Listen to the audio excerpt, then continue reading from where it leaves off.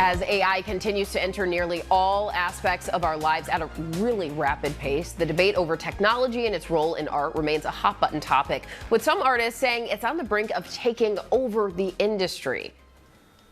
Slowly dipping into it. I'm not against it, and I'm for sure gonna tap into it, but I'm taking my time. You gotta tap in deep real soon, because like this next 5 years, it's gonna be so transformational. I gotta sign me an AI artist fast. So that was hip-hop icon will.i.am and Atlanta rapper Gunna talking this week about the future of AI in the music business, with Gunna making waves after that comment that you just heard there about wanting to sign an AI artist of his own. So joining us now is Kristin Robinson, senior correspondent at Billboard, where she covers all things music business and technology for the publication. Kristin, thanks for being with us. will.i.am talks about 2030 in that clip, so just 5 years down the road. What sort of capabilities does AI have to make and produce songs right now? So AI already has a lot of capabilities that we're already seeing. So you can make a song at the click of a button right now if you wanted to. And that's been really shocking because that's a huge development from even a couple of years ago. You can also clone pretty much anyone's voice if you have just a couple minutes of audio. So there's a lot of capabilities and they're growing every day. And it is fascinating and terrifying all at the same time. But Kristin, it wasn't just Gunna and will.i.am making AI headlines this week. Legendary producer Timbaland, he has now launched an AI entertainment company. So what's the reaction within the industry? And is this truly the future? So the reaction was not good to this one. A lot of people were pretty outraged by it, but Timbaland is not the first person who's tried to do some sort of like an AI label sort of thing.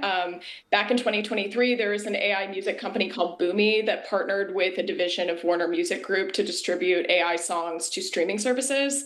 I think that the main concern that people have is that it's already so cutthroat to try to make it as a musician today. And with AI music flooding onto streaming services at a rate that's faster than what a human could make, understandably, that is something that gives a lot of people, or it makes a lot of people nervous. But some people are embracing it, like Timbaland and like will.i.am and like Gunna, who are interested in maybe getting in on it themselves. And that's sort of the trade-off, figuring how to work with it, work around it. But in the meantime, what sort of efforts, if any, are underway to regulate AI music or protect artists from having their own voices replicated by AI software?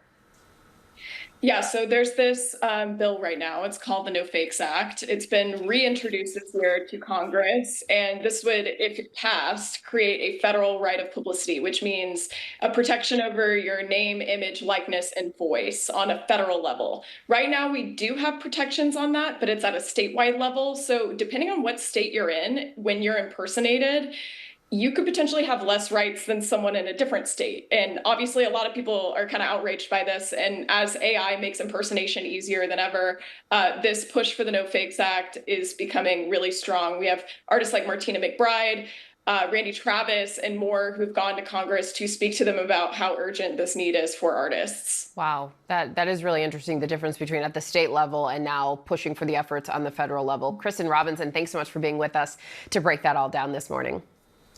Thanks.